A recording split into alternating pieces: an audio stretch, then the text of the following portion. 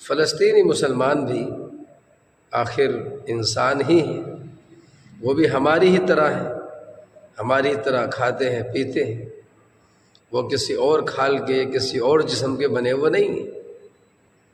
لیکن یقیناً انہوں نے اب تک جتنی تکلیفیں سہیں اور جتنے ظلموں کو برداشت کیا کہ ہر طرف سے ان کے اوپر بم مارے گئے، میزائل مارے گئے، بارودوں سے ان کے اوپر آگ جلائی گئی، ان کو بھون دیا گیا،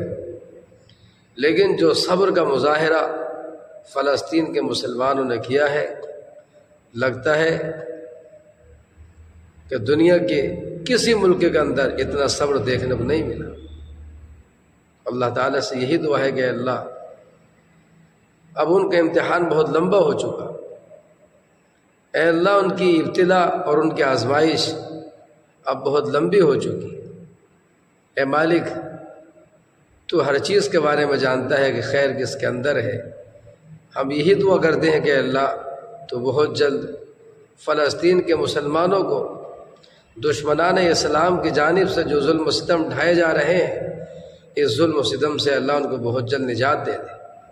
انہیں امن و امان دے دے، انہیں سکون دے دے، انہیں عافیت دے دے، انہیں چین دے دے، انہیں سکون کی سانس عطا فرما دے۔ اے اللہ اب تو اور مزید ان کے امتحان نہ لے اور دشمنان اسلام کو کڑوی اور عبرتناک سزائیں عطا فرما۔